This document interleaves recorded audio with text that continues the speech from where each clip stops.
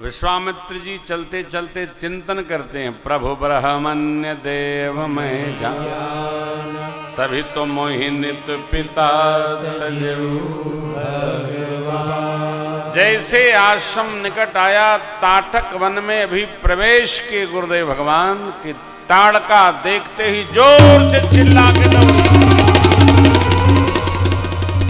गुरुदेव ने राम जी को दिखाया, राघव ये ताड़का इसने अनेक ऋषि मुनियों का भक्षण किया है, मारिए इसको।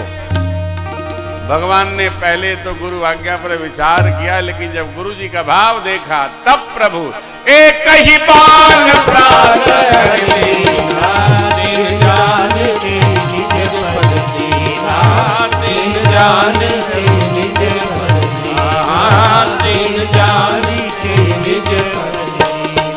अब ऋषि निज नाथ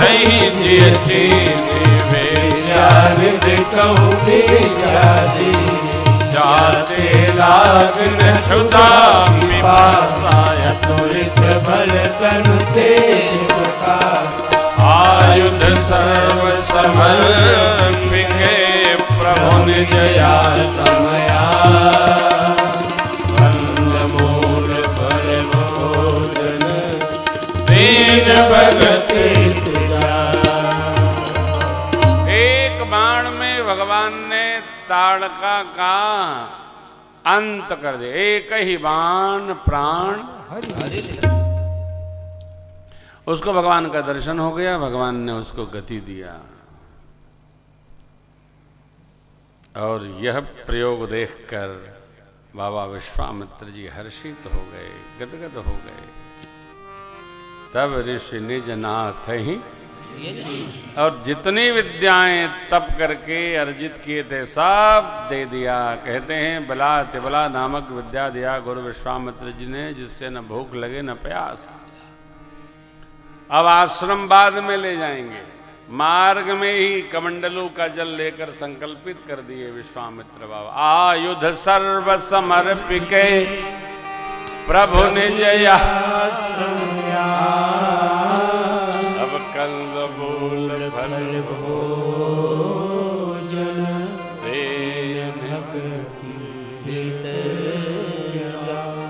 इतनी शीघ्रता। हाँ, योग्यतम अधिकारी मिले। देखिए हमारे यहाँ 3 परंपरा उत्तराधिकार की हैं, राज परंपरा, गुरु परंपरा और पितृ परंपरा। राजा जिसको चाहे अपना उत्तराधिकारी घोषित कर सकता है, राज परंपरा। पितृ परंपरा, पिता जिसको चाहे अपना उत्तराधिकार दे सकता है। लिखा पढ़ी नहीं है कि छुटका होगा कि मझिला होगा कि मोटका होगा, जो पिता का आज्ञा मानेगा वो उत्तराधिकारी हो जाएगा। सबसे छोटे पुत्र पुरु को महात्मा महाराज अयाति ने अपना उत्तराधिकारी घोषित किया। और प्रथम कथा में मनु जी महाराज तो उत्तानपाद प्रियव्रत से कहते रहे, दोनों लेने को तैयार नहीं। प्रियव्रत जी परम भागवत थे, यदि भागवते तो भजन में ही लगे रहते थे, इसलिए मनु जी महाराज को बरबस राज सुतहि तब दीना नारी समेत। 3 परंपराएं हैं। गुरु जी जिसको चाहे उसको उत्तराधिकारी, जिस शिष्य में उनकी ममता हो और शिष्य की आज्ञाकारिता को देखते हुए सद्गुरु उत्तराधिकार सौंप देता है। अब यहां बड़ा कठोर है।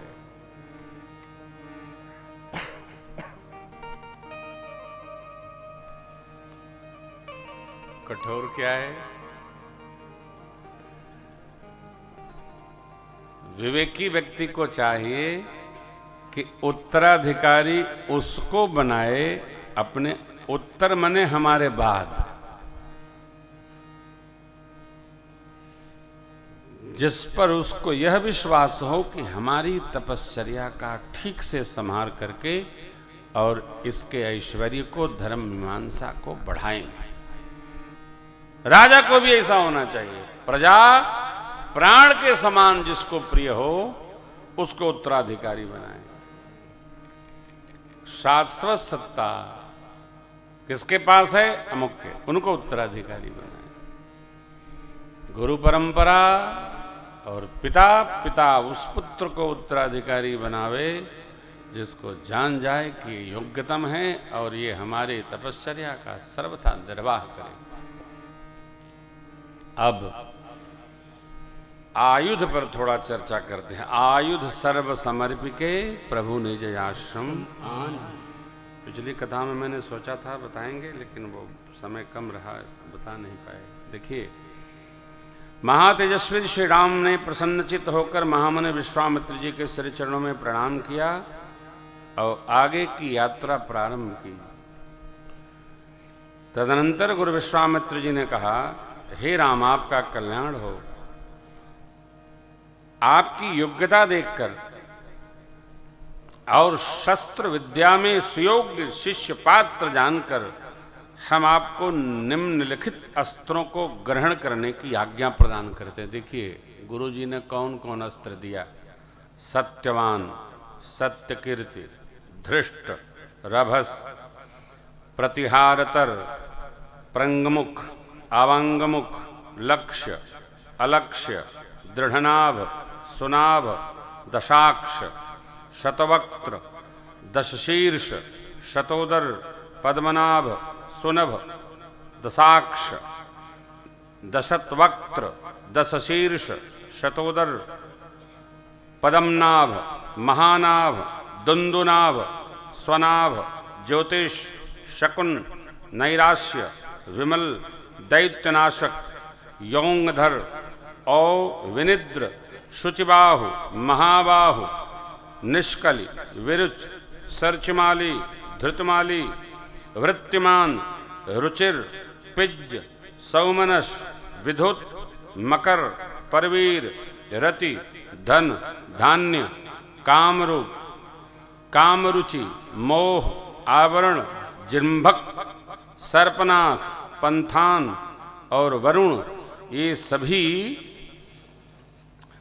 प्रजापति कृशाश्व के पुत्र हैं। इच्छानुसार जब आपको आवश्यकता होगी, तेजस्वी स्वरूप धारण करके आपकी सेवा में उपस्थित होंगे। आप इनको ग्रहण करिए। ये सब आयुध हैं जो गुरु विश्वामित्र जी ने मेरे प्रभु को दिया। आयुध सर्व समर्पिके प्रभु निज आश्रम कंदमूल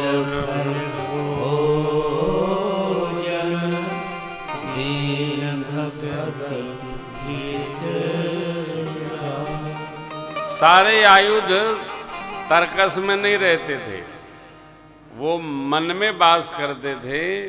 जब लक्ष्य भेदने के लिए महारथी, रथी और तपस्वी बलशाली योद्धा उनका स्मरण करते थे। आप देखते होंगे जो हम लोग सीरियल्स देखते हैं उसमें ऐसे स्मरण करते हैं सब तो आ जाता है। रावण के हाथ में चंद्रहास भी नहीं होता था, वो जब स्मरण करता था तो आ जाता था।